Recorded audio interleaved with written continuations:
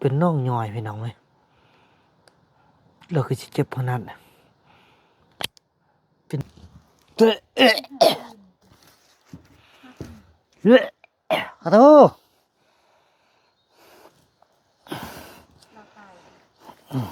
เยอะ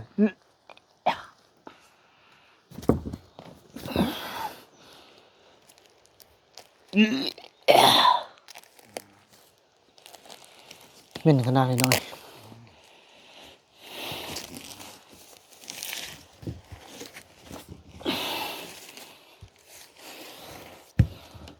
เอ๊ะ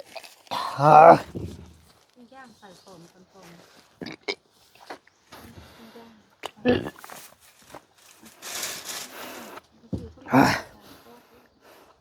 นะ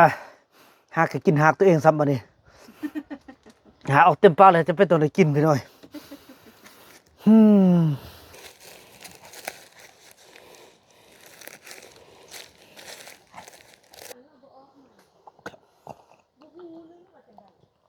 เจ้า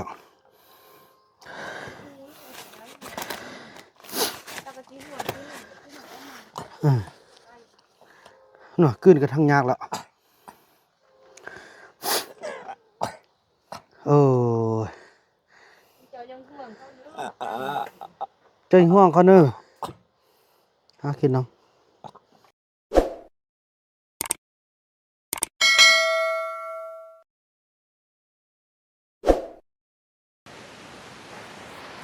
สบายดีท่านผู้ชมเนาะสบายดีFCของบ่าวบุญนำกันเบิดสู่คู่สู่คนพี่น้องเอ้ยเปิดภาพบรรยากาศในยามเช้าของมื้อนี้พี่น้องเนาะก็ถือว่าจะเป็นภารกิจที่จังซี่แหละพี่น้องเช้าช่วยแรงเนาะบ่าวบุญนำก็บ่ได้ถ่ายคลิปแต่ก็ให้เข้าใจว่าเช้าช่วยแรงพี่น้องเนาะก็ถือว่าจะได้เอาของกินไปให้ทำแพทย์แล้วก็พ่อเฒ่าจันกันพี่น้องเอ้ยเนาะส่วนอาการของพ่อเฒ่าจันนั้นก็คือเก้าพี่น้องเนาะมี FC หลายท่านเพิ่นเป็นห่วงพี่น้องว่าอยากให้เอายาพื้นเมืองพอต้องเรื่องเฮานี่ไปต้มให้เพิ่นกินพี่น้องเอ้ยก็ถือว่ากินบ่ได้พี่น้องเนาะกินบ่ได้แม้แต่ยาที่ว่าเอามาแต่ใส่ทางสัญญะทางห้องหม้อพุ่นน่ะพี่น้องก็กินบ่ได้พี่น้องตอนนี้นมก็แทบจะกินบ่ได้เลยพี่น้องเอ้ยบ่าวนำก็เป็นห่วงอยู่พี่น้องก็บ่จักสิว่าจังได๋พี่น้องเดี๋ยวนี้นี่บ่าวผู้นำมาเบิ่งแล้วนี่พอเท่าจันเนี่ยเพิ่นน่าจะเป็นห่วงหลายอย่างเป็นห่วงคือ FC ได้คอมเมนต์มาพี่น้องว่าเรื่องธงที่อันเมทาแพทย์เอาไปไว้นะพี่น้องเอ้ยแล้วก็ของที่อยู่ห้วยเมียงบ่หยังต่างพี่น้องเนาะบ่าวบ่นำก็บ่จักเฮ็ดจังไดพี่น้องเอ้ยฮู้อยู่จุดพี่น้องเอ้ยแต่ว่าเฮือนอยู่ห้วยเมียงแท้บ่าวคำน้อยไฟจุดหมดแล้วพี่น้องเอ้ยท่วมหมดแหละบ่มีหยังละอยู่หั่นน่ะเนาะแล้วส่วนอยู่น้ำลิ้นเทิงหั่นก็คือว่าเนี่ยช่วงนี้ก็บ่าวบ่นำก็ปะนี่ก็สว่าไปไกลพี่น้องเอ้ยบ่อยากไปใส่และอันที่3ที่4มาก็เบิ่งแล้วก็คือสิเป็นห่วงอันเบาคูนพี่น้องเอ้ยเนาะเพราะว่าเบาคูนนี่เขาจะอยู่กันมาแต่ป่าพี่น้องตอนนี้เบาคูนก็บ่มาเนาะบ่สร้างสิว่าพี่น้องไปเนาะเอาของโยงกินไปให้ทางตู้แพทย์ก่อนนี่ได้เกี่ยมไว้เป็นที่เรียบร้อยพี่น้องเอ้ยเนาะอันนี้เป็นปิ้งซีนหมูปลาเนาะแล้วก็เอาเข้าไปนิดนึงมื้อนี้เนี่ยเป็นอากาศฟ้าลมพี่น้องเอ้ยเนาะฟ้าลมฟ้าลมหนาวเด้นี่ซ้ำนี่ก็อิ่มแล้วแหละเนาะเนี่ยมีปิ้งซีนหมูปลาพี่น้องเอ้ยฟ้าลมเอาเถอะว่ะอากาศเริ่มหนาวเข้ามาแล้วพี่น้องเอ้ยฝนตกมาตลอดเลยหากก็มาเศร้าวังมื้อนี้ได้พี่น้องเอ้ยเนาะ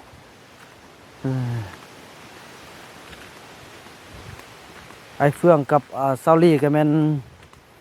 พากันออกไปเที่ยวอยู่ฮัดดายเพิ่นพี่น้องเอ้ยเพิ่นก็ขอมื้อเช้าแล้วโอ้ยต้องลองไปพี่น้องเอ้ยก็ดีใจเนาะที่มีผู้ดูแลพี่น้องเอ้ยโอ้อันนี้นะเนาะไอ้เฟื่องเลยเนี่ยป้ามันเลยสิขึ้นเนาะเรายังคือบ่แกะแบบนี้อ๋อไอ้เฟื่องปลูกนี่ฝั่งนี้มันเบาบ่ดำปลูกฝั่งนี้แล้วมันไอ้เฟื่องปลูกเป็นไม้ยาฮักเดียวพี่น้องเอ้ยเนาะขอให้คืนให้หมดเด้อนี่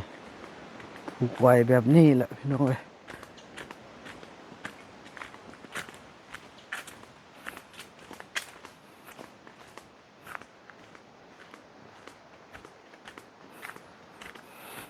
ฝั่งนี้คือบ่เห็นจักต้นเด้อพี่น้อยแม่อย่างเดียวเห็นแต่ฝั่งนี้เนาะ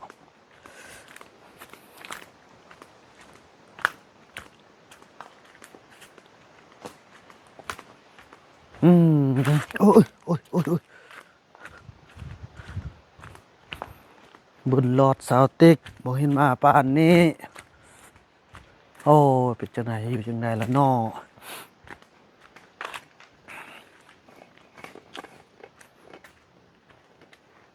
แม่เฒ่ามีแท้แม่นั่งจอมกินบ่ฮู้อนามัยบ่ฮู้มีหยังเลยโอ้พุ่นพากันนอนในโอ้เฮ็ดหยังไม่ตู้ เฮ็ดหยัง เอ้ยนอนหมดไหมเนาะมักสุดมานี่นะเอ้ยไปไปหาอันนั้นทุจันทร์เฮา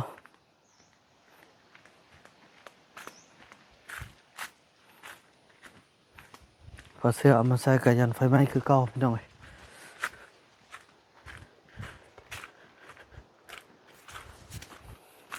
เอ้าไปทำแพทย์ไปใส่ฮะประเทศบ่อยู่ เราจะสอบของคืน เครื่องเราอยู่นี่เนาะ เพื่อนยัง เมื่อแม่นอยู่เฮือนถึงนะไปเบิ่งคนบ่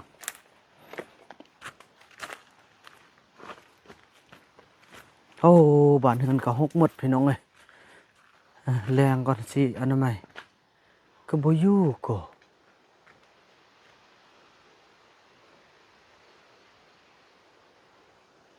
เอาอันไปไว้ให้เราเลยเนาะอันนี้เราก็คงจะเข้าใจเนาะ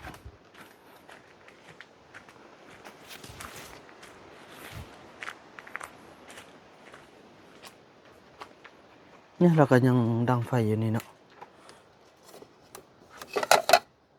เท่าอันตุ่มสลีอันนี้เราจะได้กลับพี่น้องเพราะว่าคือว่าอะไรคันบักอาปานนี้แหละจึงเห็นเนี่ยปล่อยก่อนโอ้เราก็เจ้าเขาอยู่ก่อนอันนี้ปลุกให้ผมกินเอาละเห็นอันนี้เราได้กลับพี่น้องเลยมาเนี่ยเบิ่งประตูจันทร์ก่อน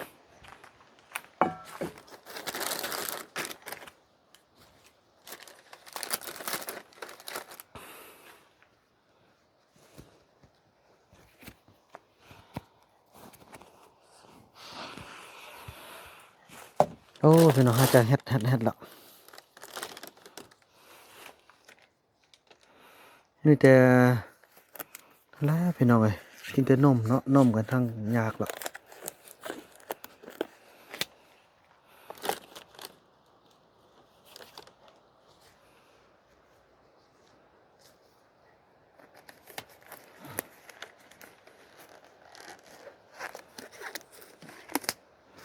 เบิ่งหนาวเดี๋ยวพี่น้องน้ำตาย้อยอยู่เบิ่งเพิ่นได้เปลี่ยนบ่จังได๋พ่อจังไดโอ้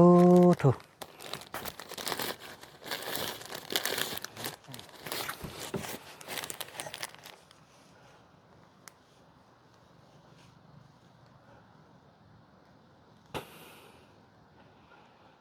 เป็นน่องย่อยพี่น้องเว้ยแล้วคือสิเจ็บขนาดน่ะเป็นน่องออกเลยไหมอืมเป็นน่องออกเลยอ่ะ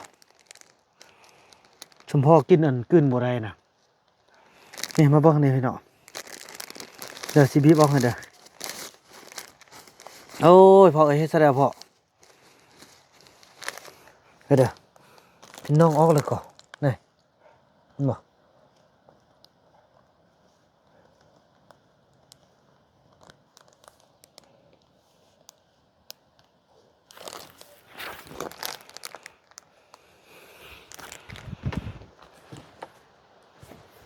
เท่ามันขนาดนี้เลยนั่นเนาะก็จำเป็นแหละอันนี้นมเจาะมาได้เลยสักทีละเท่าก็ได้เนาะถ้าเธอน้องออก สมพอเราจึงเจ็บนั่นน่าจะเป็นอักเสบมาแต่คอพุ่นแหละ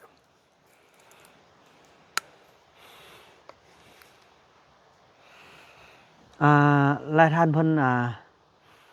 ได้คอมเมนต์ว่าบ่เอาตังค์หั่นน่ะตั้งบ่ได้พี่น้องเวลาตั้งนี่ลิ้นจะอัดเลยเนาะต้องได้อาปากนอนจังซี่แหละประตูเอ้ยนัง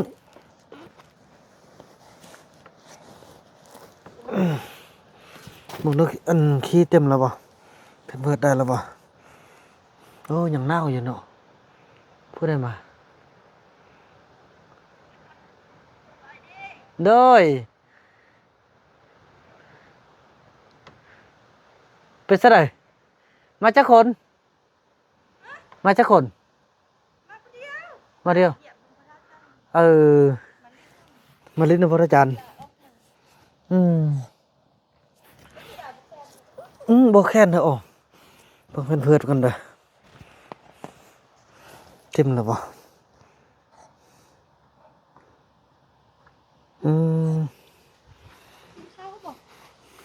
ลูกกินเอาไปเสียเดี๋ยวเอาอันนั้นใส่เด้อนี่พาดปากเด้อบ่อันนั้นบ่แค่น บ่แค้นเด้อคือบ่เข้าก็ แค้นเบิ่งนั้นน่ะคือแค่นเข้าสั่นเลยสั่นถ้ามันนอนเฝ้าไม่ต้องมี เวทแพทย์ ถ้าแพทย์ ว่าบ่จะได้เปลี่ยนอัน เกิด เป็นเพิดก่อน มันจะต้มหรอ มัดบ่ได้มัดหลายก็เราบ่ลํอันนั้นน่ะ มีละลายบ่ขึ้นข้าว เป็นเพิดให้เราตึงก่อน คือเล่นไอ้เสือ เพิ่นพากันไปเที่ยวอยู่อันหัดดายพาเนาะสวรรค์นาวของเราอันนี้เนาะนาวก็เปลี่ยนเลยนั่นน่ะมันเต็มแล้วทุกสิ่งเนาะ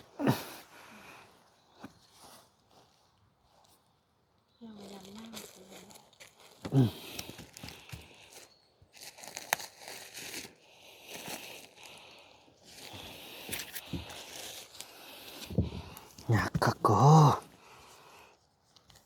บังบ่อายเด้อพอเด้อเปลี่ยนให้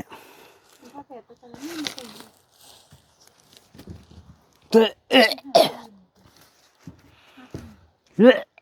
ขอโทษ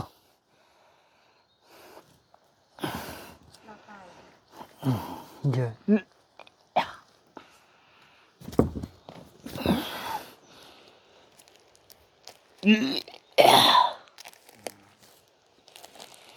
เป็นขนาดนี้หน่อย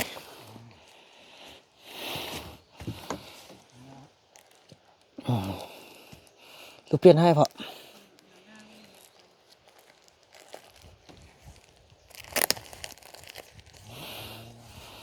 บ่ายลูกเปลี่ยนให้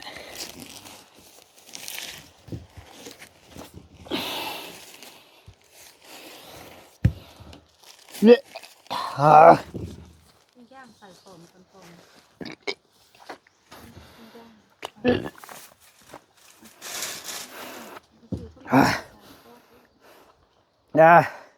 หากกินหากตัวเองซ้ำบัดนี้หาออกเต็มปากเลยจะเป็นตัวไหนกินไปหน่อยเราเอาอันเราก็มีเนี่ยเราอยู่พระเจ้าในฟอมแล้วไหม โอ้ขอบใจเด้อแล้วก็โหแล้วเนาะทงยางนี่ลงในเซี่ยวนี่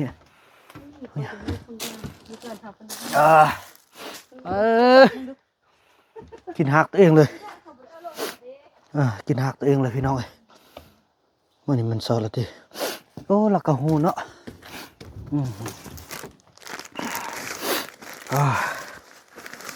ได้พาแพนมาแล้วแน่เขากินฮันเด้อเขากินปลาฮันเด้อ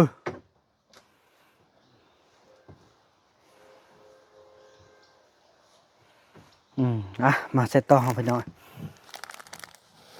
โอ้ยเฮ้ยเสร็จแล้วเนาะ โอ้ข่อยก็อักเสบหมดเป็นโหดหมดเลยอันนี้นี่มี FC บอกว่าทางลักเนาะพี่น้องเนาะโอเคอันนี้เป็นด้านหลังนั่นแหละน่าจะขอบใจพันจะเก็บไว้หรอก็โทรเป็นอาทิตย์2 อาทิตย์แล้วนี่ยาสูบเป็นเดือน นี่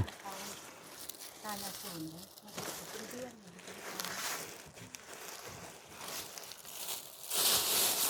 ลงแล้วขึ้น อยู่ได้ยันนมสินะอันนี้ทางลักเนาะเบิ่งยาที่ทางนั่งของกิน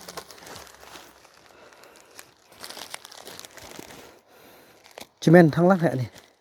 พออันนี้ทางนาเดี๋ยวซีบอกว่าทางลักตัวสีเขียว แต่เนี่ยสูตรกระลืมกันแล้วก็จะได้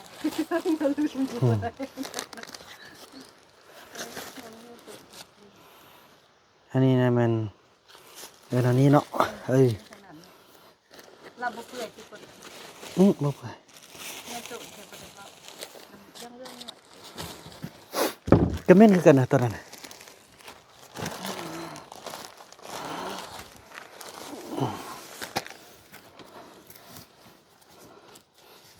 มีต้นมีบลงมานอนนะ มันจะเป็นเอาแฝด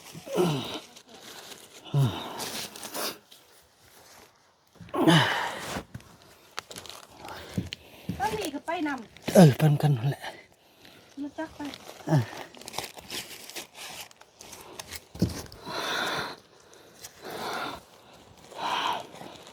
เดี๋ยวพอได้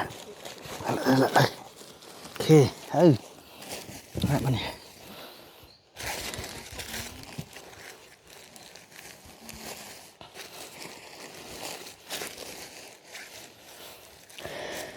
ไอ้ดึงข้าวนั้น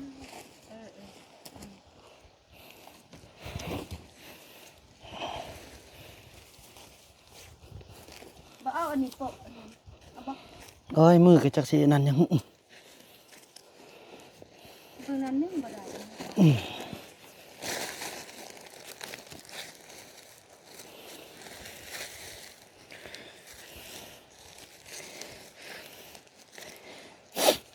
บ่เอาอื่นมาใส่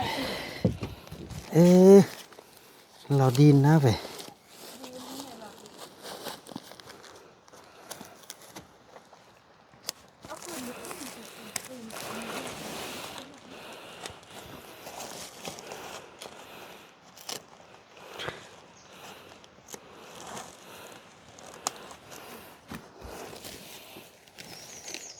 เอาเด้อเต็มเลยนึงเหรอ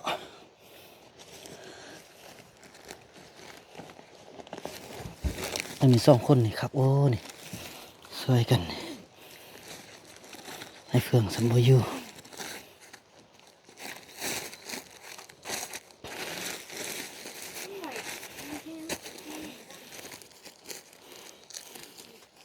ออกมันก็เนาะหนักเลยไปเถอะ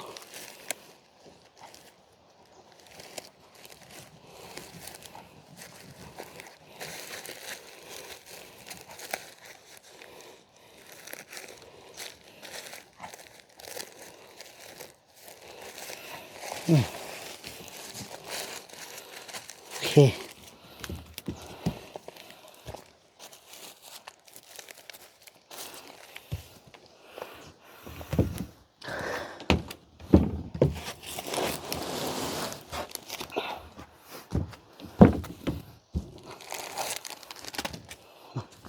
พริกละตึงนิดนึงก่อนมันเบื้องนี้บ่มันใจเลยเนี่ยฮะ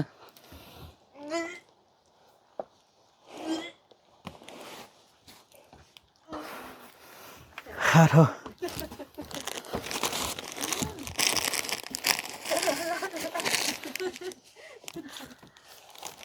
นี่แหละผู้ดาวาน เลี้ยงผู้เฒ่า จัดให้ตลอดไปใส่ละเดือนนี้นะยังบ่มาเบิ่งปีไปใส่ละยังบ่มาเบิ่งไม่แทน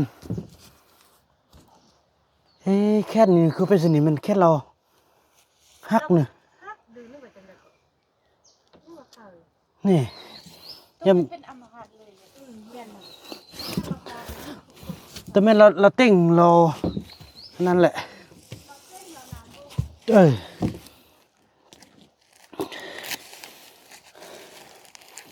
โอ้ยทรมานแท้พ่อเอ้ยก็ทรมานแท้เจ้านะไม่ห้อยจนมาต้อม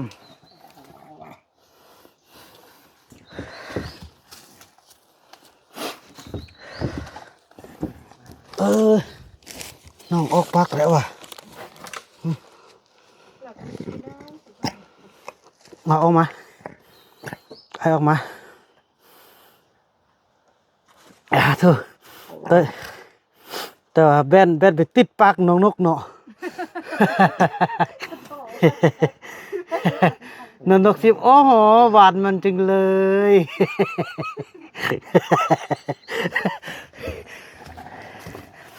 อะไรวะทำไมหวานมันจังเลยป้าเนาะมึงช่วยเราอันนั้นแหละซอกอันซอกเสื้อมาให้เราซอกเสื้อมาให้เราแค่บนนี้เนี่ยน่าจะเป็นอันนั้นแหละพี่น้อย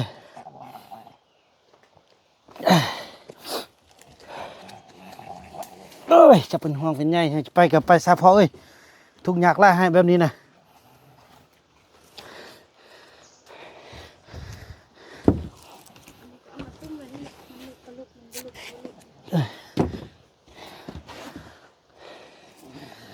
อยู่ทุกอยู่อยากอยู่เห็นยัง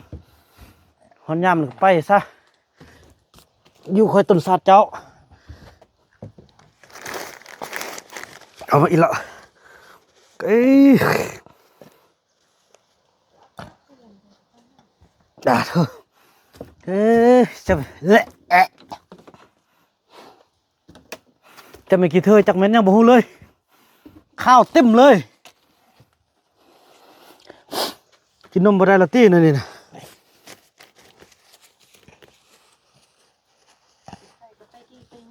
เตอะเฮ้ยเฮ้ยเฮ้ย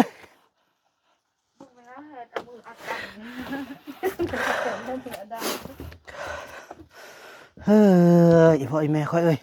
เบิ้งมันกินนมมานี่อ้าวมอนี่จะไปที่มันเชียบนมซ้ำโดนเนี่ยตอนนั้นบันจี้มันจะเอายอง โอ้ยพ่อตู้เอ้ยทรมานลูกทรมานล้านกระโดดเอาเบิ้งหากินนม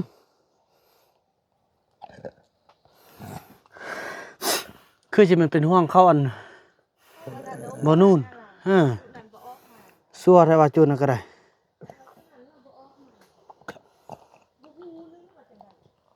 เจ้า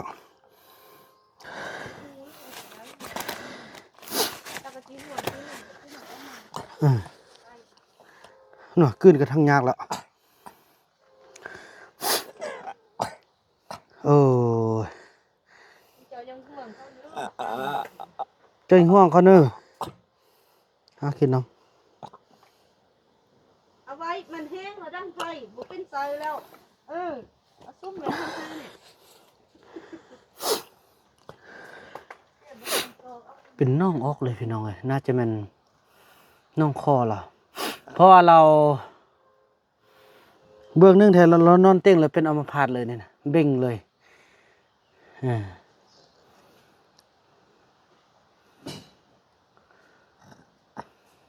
เราปิ้นไปแล้วมันนอนเต้งบางเนี่ยแล้วก็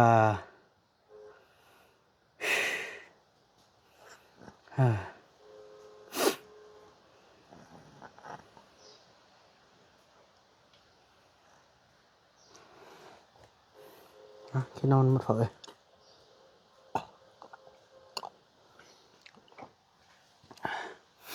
เอาแคปหน้าจอให้ได้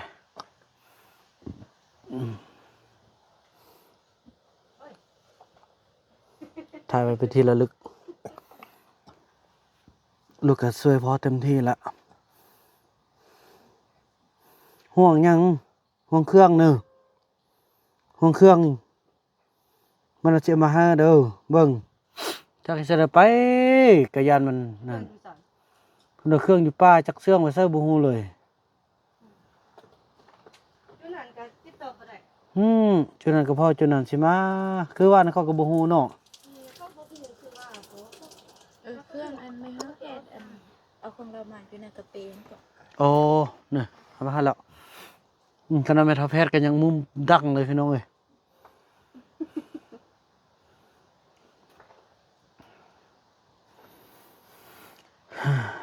ดีซะพอเอ้ยไปดีบ่แม่นดีหรอกดีก็คือสิยากละอายุมันก็แก่ละอายุยืนแล้วละสำนี้พอเอ้ยคันลูกใดอายุฮอด85 86ปีคือพ่อลูกก็ดีใจแล้วแหละ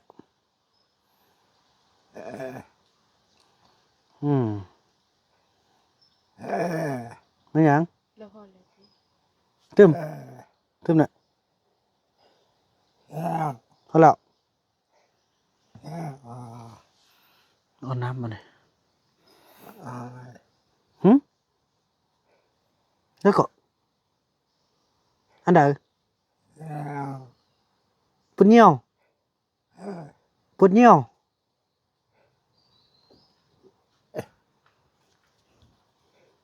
คุณคิดดินไม่เอาบ่เข้าใจไม่หยังเจ็บนี่มันยังไงน่ะนี่ฮะเราว่ายังวะนี่ ไม่ถ้าแผลมันจะฟัง แม่ทัพแพทย์มาแปะดู เฮ้ย หืมฮะเฮ็ดนั่นนี่มันยังวะฮะ เรายังมุ่งเครื่องเลย แต่มันเครื่องแล้วนี่เนี่ยพี่น้อย ไม่เขามีมานี่ก็ไปตั้งเขามี ซาลี่กับซัมโบยู เฮ้ยเฮ้ยมานี่ มันนี่มาแปะนำลูกได้ไหมแม่ทัพนี่มันนี่ไหมมันเฮ็ดยังอันนี้น่ะเฮ็ดยังอันนี้น่ะนี่ท่าน เฮ้ยมานี่มานี่ โบมา โอ้มา อย่าเบิ่งยัง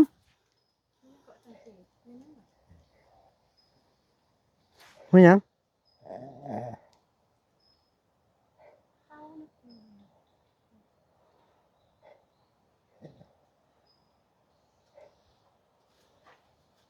โอ้ยกินข้าวอีพ่อกินบ่ได้เนี่ยตัวนี้นี่น่ะคันกินนี่ยังบ่ได้แล้ว เอามาบอกเขา มีแต่ข้าวโจกไม่เชียวมีแต่ข้าวโจกตบแต๊บเนอะตบแต๊บตบแต๊บ เขามี ฮะ ไปแป้บุญเลยแล้วจีห้านะไปแป้บุญดู เครื่องอันไม่เท่าแพทย์เอาไปใส่ที่นี่หนึ่งนี่ เอาไปบุญดูก่อนไปมองให้เราบุญดู เพื่อเราอยากให้เขาตี เดี๋ยวเอาจังค่ะ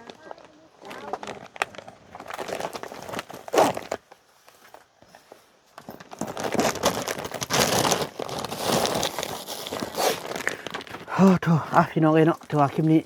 กันยาวพอสมควรแล้วขออนุญาตจบคลิปซ้ำนี้แล้วรุ่นในคลิปต่อไปว่าพอเท่าเป็นห่วงอันนี้บ่หรือว่าเนี่ยเฮาซอก5ข้อเท็จจริงนำกันพี่น้องเอ้ยเนาะคลิปนี้บ่าวนาขออนุญาตกล่าวคำว่าสบายดี